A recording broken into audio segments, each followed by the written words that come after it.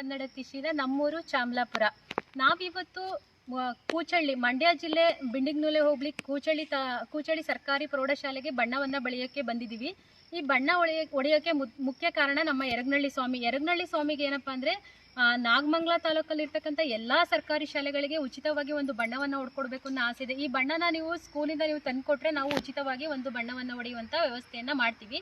ಹಾಗೆ ಈ ಶಾಲೆಗೆ ನಾವು ಗಿಡಗಳನ್ನು ಕೂಡ ಇವತ್ತು ನೆಟ್ಟಿದ್ದೀವಿ. ಆ ಗಿಡಗಳನ್ನು ನೆಡೋಕ್ಕೆ ನಮ್ಮ ಶಿಕ್ಷಕರು ತುಂಬ ಸಹಕಾರ ಕೊಟ್ಟಿದ್ದಾರೆ.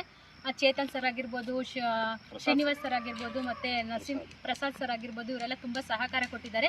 ಹಾಗೆ ನಮ್ಮ ಮಧು ಕೂಡ ನಮ್ಮ ಜೊತೆ, ಹಾಗೆ ದಿವ್ಯಾ, ಇವರೆಲ್ಲರೂ ಕೂಡ ಈ ಕೆಲಸದಲ್ಲಿ ತುಂಬ ಭಾಗಿಯಾಗಿದ್ದಾರೆ. ಇವತ್ತು ನಮ್ಮ ಸರ್ಕಾರಿ ಶಾಲೆನ ನೋಡೋಕ್ಕೆ ನಮಗೆ ತುಂಬ ಖುಷಿ ಆಗ್ತಿದೆ. ಇನ್ನೊಂದು ವಿಶೇಷತೆ ಏನಂದರೆ, ಈ ಕೂಚಳ್ಳಿಲಿರ್ತಕ್ಕಂಥ ಪ್ರೌಢಶಾಲೆ ಯಾವ ಕಾನ್ವೆಂಟ್ಗೂ ಏನು ಕಡಿಮೆ ಇಲ್ಲ. ಯಾಕೆಂದರೆ ತುಂಬ ಚೆನ್ನಾಗಿದೆ. ಇಲ್ಲಿರ್ತಕ್ಕಂಥ ಪರಿಸರ ಆಗಿರ್ಬೋದು, ವಾತಾವರಣ ಆಗಿರ್ಬೋದು, ಗಿಡಗಳಾಗಿರ್ಬೋದು, ಹಾಗೆ ಇಲ್ಲಿ CC ಕ್ಯಾಮ್ರಾದಿಂದ ಹಿಡಿದು, ಕಂಪ್ಯೂಟರಿಂದ ಹಿಡಿದು, ಮಕ್ಕಳಿಗೆ ಆಮೇಲೆ UPS ಇಂದ ಹಿಡಿದು ಪ್ರತಿಯೊಂದು ಇದೆ. ಇಲ್ಲಿಯ ಸ್ವಚ್ಛತೆಯನ್ನು ನೋಡಿದಾಗ ನನಗೆ ನಿಜವಾಗ್ಲೂ ಅನ್ನಿಸ್ತು, ನಮ್ಮ ಸರ್ಕಾರಿ ಶಾಲೆಯ ಕೂಚಳ್ಳಿಯಲ್ಲಿ ಓದ್ತಕ್ಕಿಂತ ಸರ್ಕಾರಿ ಶಾಲೆಯ ಮಕ್ಕಳು ಎಷ್ಟು ಪುಣ್ಯವಂತರು ಅಂದರೆ, ಇಲ್ಲಿಯ ಶಿಕ್ಷಕರು ಎಷ್ಟು ಶ್ರಮ ಪಡ್ತಿದ್ದಾರೆ ಅಂದರೆ, ಇಲ್ಲಿ ರಿಸಲ್ಟ್ ಕೂಡ ತುಂಬ ಚೆನ್ನಾಗಿ ಬಂದಿದೆ ಅಂತೆ. ತುಂಬ ಖುಷಿ ಆಯಿತು. ನಮ್ಮ ಮಕ್ಕಳು ಚೆನ್ನಾಗಿ ಓದಲಿ, ನಮ್ಮ ಸರ್ಕಾರಿ ಶಾಲೆನ ನಾವು ಉಳಿಸೋಣ, ಬೆಳೆಸೋಣ. ಮತ್ತು ಹಾಗೆ ಇನ್ನೂ ಸರ್ಕಾರಿ ಶಾಲೆಗಳಿಗೆಲ್ಲ ಬಣ್ಣ ಹೊಡೆಯುವ ಒಂದು ಮಹದಾಸೆ ಇದೆ. ಹಾಗೆ ನಾವು ಇನ್ನೊಂದು ಒಂದು ಕಾರ್ಯಕ್ರಮವನ್ನು ಇಟ್ಕೊಂಡಿದ್ದೀವಿ. ಏನಪ್ಪ ಅಂದರೆ, ಮಂಡ್ಯ ಜಿಲ್ಲೆಯಾದ್ಯಂತ ಹಸಿರು ಅಭಿಯಾನ ಅಂತ ಹೋದ ವರ್ಷ ನಾನೊಂದು ಕಾರ್ಯಕ್ರಮನ ಇಟ್ಕೊಂಡಿದ್ದೆ. ಅದೇ ಕಾರ್ಯಕ್ರಮನ ಈ ವರ್ಷ ಕೂಡ ಜುಲೈಯಲ್ಲಿ ಮಳೆ ಬಂದಾಗ ಇಟ್ಕೊಳ್ಳೋಣ ಅಂದ್ಕೊಂಡಿದ್ದೀವಿ. ಎಲ್ಲ ಸರ್ಕಾರಿ ಶಾಲೆಗಳಿಗೂ ಒಂದು ಗಿಡಗಳನ್ನು ನೆಡ್ತಕ್ಕಂಥ ಒಂದು ವ್ಯವಸ್ಥೆಯನ್ನು ನಾವು ಮಾಡ್ಕೊಂಡಿದ್ದೀವಿ. ಗಿಡಗಳನ್ನು ನೆಡ್ತೀವಿ. ಯಾಕೆಂದರೆ ನಮ್ಮ ಪರಿಸರ ಉಳಿದ್ರೆ ನಮಗೆಲ್ಲ ಆಕ್ಸಿಜನ್ ಸಿಗುತ್ತೆ. ಯಾಕೆಂದರೆ ಈಗಾಗಲೇ ನಾವು ಈ ಸಲ ಎಷ್ಟು ಬಿಸಿಲನ್ನು ಅನುಭವಿಸಿದ್ದೀವಿ ಅಂತ ನಿಮಗೆಲ್ಲ ಗೊತ್ತು.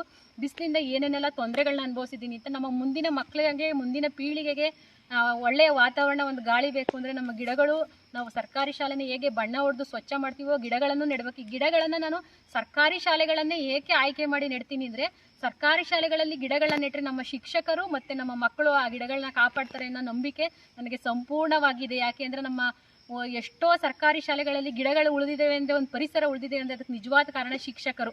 ನಮ್ಮ ಶಿಕ್ಷಕರ ಬಗ್ಗೆ ನಮಗೆ ಎಷ್ಟು ಹೇಳಿದ್ರು ಸಾಲಲ್ಲ. ಇವತ್ತು ನಾವು ಏನೇ ಒಂದು ಆಗಿರ್ತೀವಿ ಅಂದರೆ ಅದಕ್ಕೆ ಶಿಕ್ಷಕರೇ ಕಾರಣ.